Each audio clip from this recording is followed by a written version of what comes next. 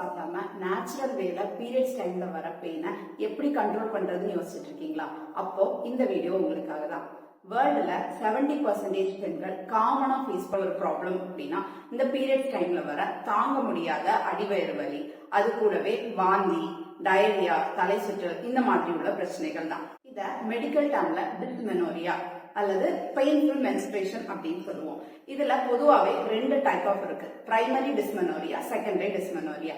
Primary dysmenorrhoea நார்மலா நம்ம reproductive ஏஜ்ல இருக்க எல்லா பெண்களுக்குமே இருக்கும். இதுல என்ன ஆகும் அப்படின்னா புரோஸ்டாகிலாண்டின் அப்படின்ற கெமிக்கல் எக்ஸசிவா செக்ரேட் ஆகி யூட்ரைன் கான்ட்ராக்ஷனை அதிகப்படுத்துறது தான் இந்த பெயின் வர்றதுக்கான காரணம். இப்போ செகண்டரி டிஸ்மெனோரியா, அதுல செகண்டரி காஸ் ஏதாவது இருக்கும் பெல்விக் ரிலேட்டடா.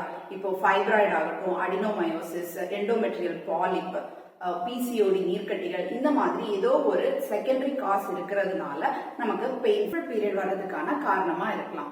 இதை ஃபைண்ட் அவுட் பண்றதுக்கு நார்மலா ஒரு அல்ட்ராசவுண்ட் எடுத்து பார்த்தோம்னாலே இதை நமக்கு ரூல் அவுட் பண்ணிக்கலாம். இந்த காஸ் என்ன அப்படின்னு கண்டுபிடிச்சு ட்ரீட் பண்ணோம் அப்படின்னா இந்த பெயின்ஃபுல் மென்ஸ்ட்ரேஷனை ஸ்டாப் பண்ணிக்கலாம். இந்த பிரைமரி டிஸ்மெனோரியால வர பீரியட் பெயினுக்கு நேச்சுரல் வேலை எப்படி ரெடியூஸ் பண்றது அப்படிங்கறத பார்ட் 2ல சொல்றேன்.